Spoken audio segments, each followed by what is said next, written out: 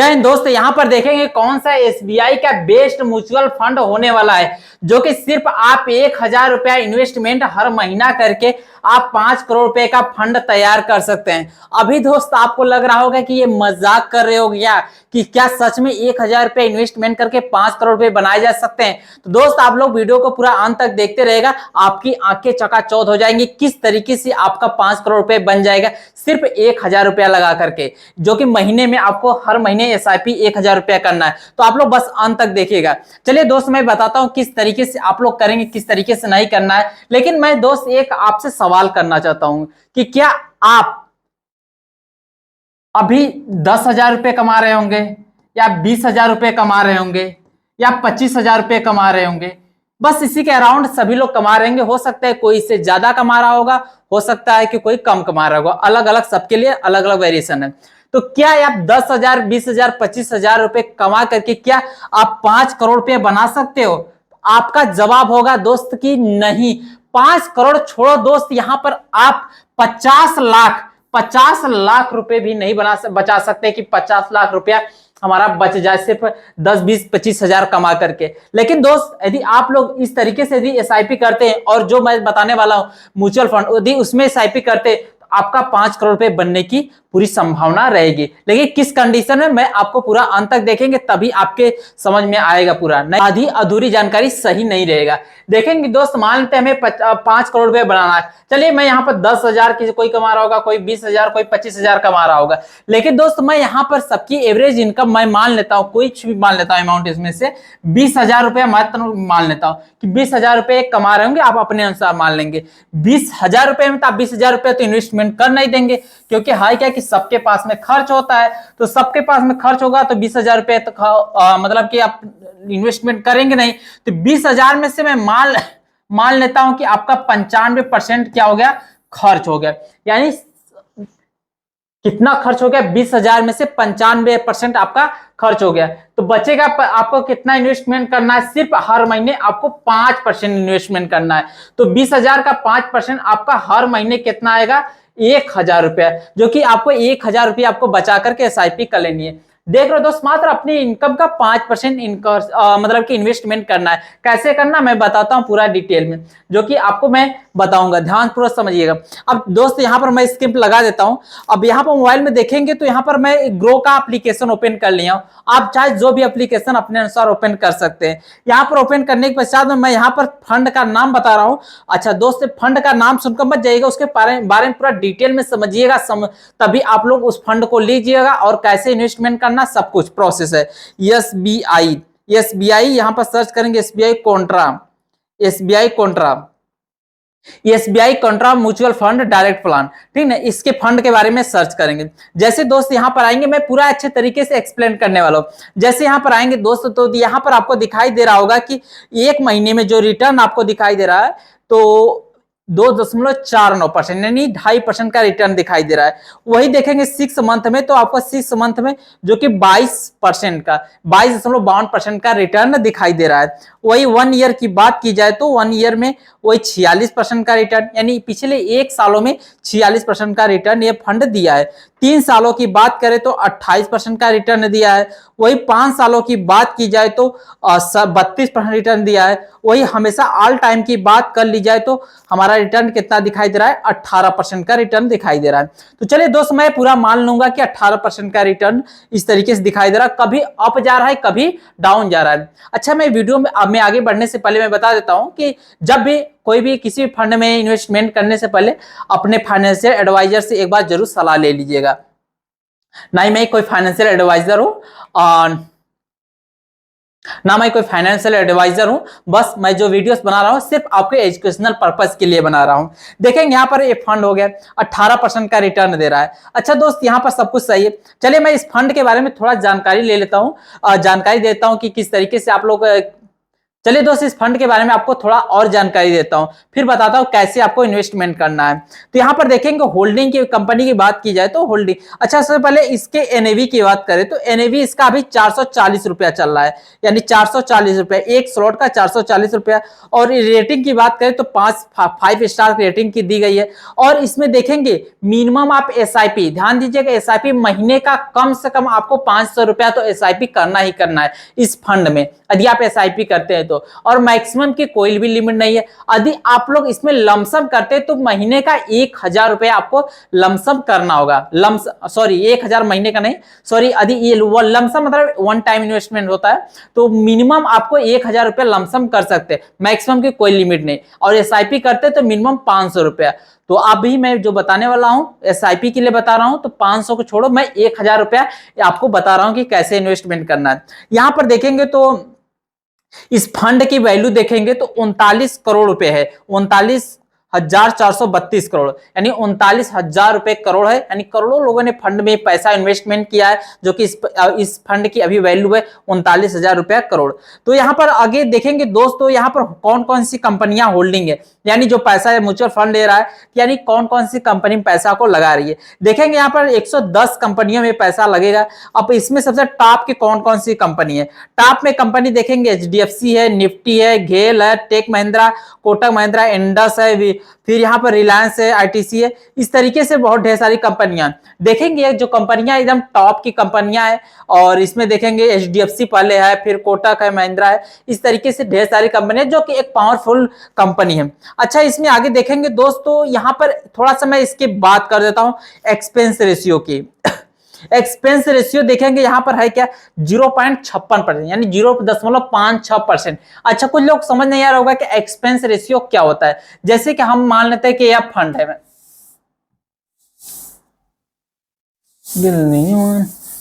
जैसे कि कोई फंड हो गया, मान लेते हैं कि एक फंड हो गया, हमने फंड दिया 100 रुपया, मान लेते हैं कि 100 रुपया हमने 1000 रुपया फंड दिया, सॉरी 1000 रुपया हमने फंड दिया।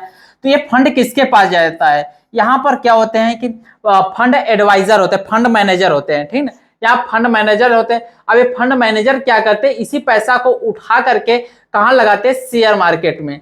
कहां पैसा लगाते हैं, शेयर मार्केट में। हमने पैसा डायरेक्ट शेयर मार्केट में नहीं लगाया, हालांकि पैसा जो लग रहा है तो शेयर मार्केट में लग रहा है, जैसे एचडीएफसी हो गई, तमाम प्रकार, जिसमें मैंने भी दिखाया होल्डिंग कौन कौन सी कंपनियां। तो ये जो पैसा 1000 रुपया है, हमने क्या दिया, फंड मैनेजर को, अपने फंड मैनेजर को दे दिया। कोई फंड मैनेजर ही मैं बताने वाला हूं कौन फंड मैनेजर है। अभी देखेंगे यहाँ पर हमने फंड मैनेजर को दिया। ये फंड मैनेजर क्या करेगा कि पैसा को उठा करके शेयर मार्केट में लगा देगा।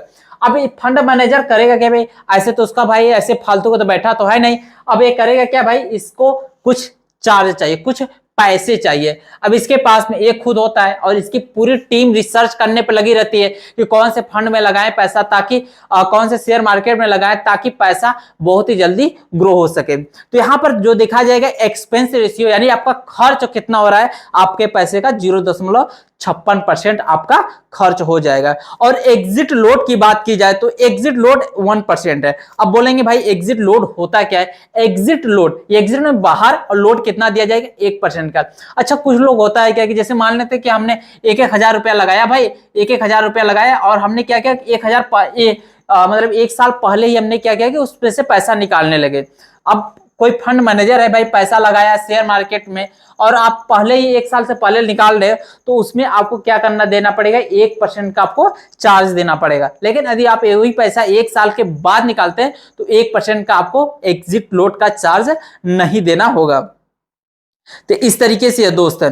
अब फंड मैनेजमेंट की बात की जाए तो फंड मैनेजमेंट कौन कर रहा है, तो फंड मैनेजमेंट की बात की जाए तो दिनेश बालचंद्र कर रहे हैं, बालचंद्रन कर रहे हैं, और प्रदीप केशवन कर रहे हैं। मैंने भी बताया ना फंड मैनेजर, तो फंड मैनेजमेंट कौन कर रहे हैं, दिनेश बालचंद्र और प्रदीप केशवन जी, दो लोग इस फंड को मैनेज कर रहे हैं। तो इस तरीके से दोस्त पूरा इसका ग्राफ है। तो अब मैं बता रहा हूं कि किस तरीके से आपको करना है, किस तरीके से नहीं करना है।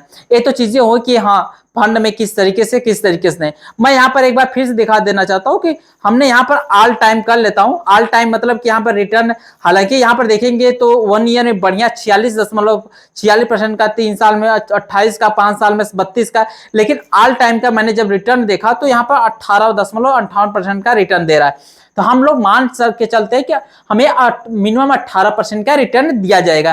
यदि इस हिसाब से चला तो ये कम हो सकता है, ज्यादा हो सकता है समय के अनुसार, लेकिन जो पिछले कई साल जो बीता हुआ है उसके अनुसार यहाँ बता रहा हूं। और इस फंड को तो यहाँ पर चलिए मैं बताता हूं कि इसका कैलकुलेशन कर लेता हूं किस तरीके से फंड हमारा ग्रो होगा। तो यहाँ पर मैं अपना एसआईपी कैलकुलेटर ओपन कर लेता हूँ। एसआईपी कैलकुलेटर ओपन करने के पश्चात यहाँ पर आपको मैं सबसे पहले दिखाता हूँ दोस्त, आराम से देखिएगा किस तरीके से आपका बनेगा।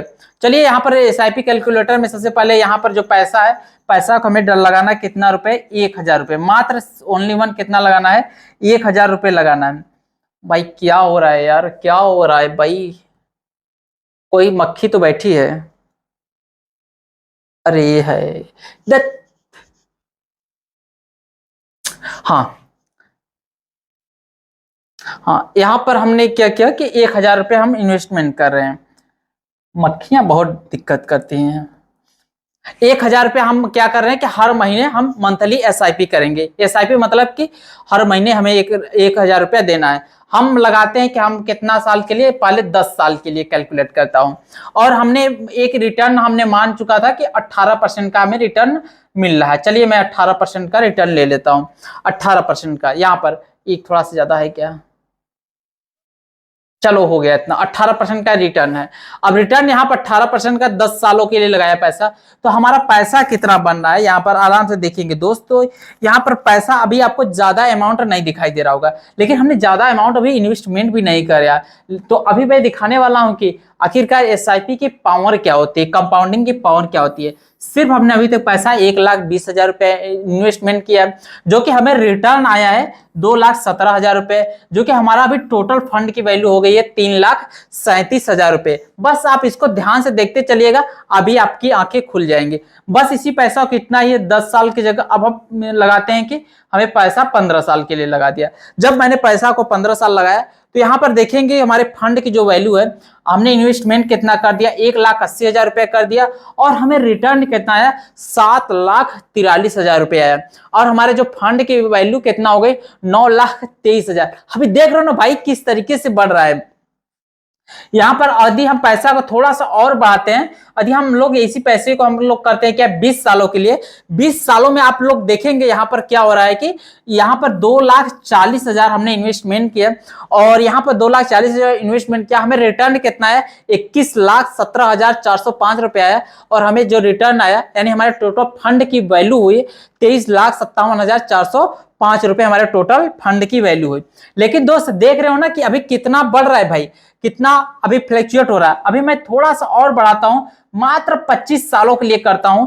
25 साल में ही देखेंगे तो हमारे फंड की वैल्यू कितनी हो जा रही है। मात्र अभी देखेंगे तो हम कितना एसआईपी कर रहे हैं, 1,000 रुपया ही सिर्फ एसआईपी कर रहे हैं, और हमें रिटर्न 18% का एक्सपेक्टेड रिटर्न मान रहा हूं। तो यहाँ पर देखेंगे तो हमारे फंड की जो वैल्यू है, हमारा जो हमने इन्वेस्टमेंट कर लिया 3 लाख रुपया इन्वेस्टमेंट किया, और देखेंगे यहाँ पर कितना हो रहा है, 55 लाख रुपए हमारा हो गया टोटल फंड की रिटर्न आया, जो कि हमारे टोटल फंड की वैल्यू 58 लाख रुपए हो गई, 58 लाख रुपए।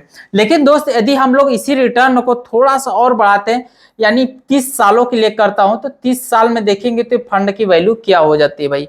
30 साल में देखेंगे तो यहाँ पर फंड की वैल्यू जो दिखाई देती है कि यहाँ पर 1,44,000। ध्यान से देखिएगा दोस्त, हमने इन्वेस्टमेंट कितना किया, 3,60,000 रुपए हमने क्या कर दिया कि इन्वेस्टमेंट कर दिया, और हमारे जो हमें रिटर्न आया 1,41,000, और हमारे जो पैसे के टोटल फंड की वैल्यू हो गई 1 करोड़ रुपए होगी। यहाँ पर ध्यान से देखना दोस्त, हमने अभी तक कितना इन्वेस्टमेंट किया, मात्र 3.5 लाख। कितना इन्वेस्टमेंट किया है, 3.5 लाख, और जो फंड की वैल्यू हो गई 1,44,00,000, यानी कितना हो गया भाई, 1.5 अप्रोक्स, वो 1.5 लाख के आसपास चला गया। जो कि यहाँ पर देखेंगे कि यहाँ पर है क्या कि मैंने 3.5 लाख के आसपास इन्वेस्टमेंट किया, और हमारे फंड की वैल्यू कितनी हो गई, 1.5 करोड़ रुपए हो गई है। अच्छा दोस्त, अब 1.5 करोड़ रुपए हो गई है, तो मान लेता मैं एक अज्यूम करता, अभी जैसे कि अभी हम है क्या कि कि अभी मान लेते कि हमारी उम्र, एक एज्यूम मैं कर लेता हूं कि अभी उम्र हमारी रही होगी भाई कि 25 साल। कितना रही होगी भाई? 25 साल अभी हम मान लेते कि हमारी उम्र रही होगी। लेकिन हाई क्या कि हमने पैसा कितने सालों के लिए लगा चुका हूं? 30 सालों के लिए लगा दिया हूं। 30 साल के लिए लगा दिया तो अब हमारी उम्र कितनी हो गई? टोटल 55 साल। अब 55 साल हमारी जब उम्र हो गई है तो हमें कुछ पैसों की आवश्यकता पड़ेगी। जब हमें पैसों की आवश्यकता पड़ेगी तो हम इसमें से कितना पैसा को निकाल लेंगे? मान लेते हैं कि 44 लाख रुपए निकाल लेंगे। 1,44,64,791 रुपया है तो हम 44 लाख को निकाल लेंगे। 1 करोड़ का भी फिर से हमें इन्वेस्टमेंट करना है। तो चलिए 1 करोड़ को मैं इन्वेस्टमेंट करता हूं। तो 1 करोड़ को मैं अब फिर से इन्वेस्टमेंट करता हूं। 44 लाख लेकर के आप खर्च कर लिए, कुछ भी कर लीजिए। अब हमारे पास में कितना बचा? अब पैसा को नहीं इन्वेस्टमेंट करना, मात्र 30 सालों के लिए इन्वेस्टमेंट करना था। अब करना है क्या? एसआईपी करना था। अब हम पैसा, इसी पैसे को लेकर के अब हमें करना है क्या? लमसम में हम इन्वेस्टमेंट करते हैं। जैसे दोस्त हमें कितना करना है? 1 करोड़ रुपए करना है इन्वेस्टमेंट। तो 1 करोड़ रुपए हम लोग इन्वेस्टमेंट इसमें करते हैं। 1 करोड़,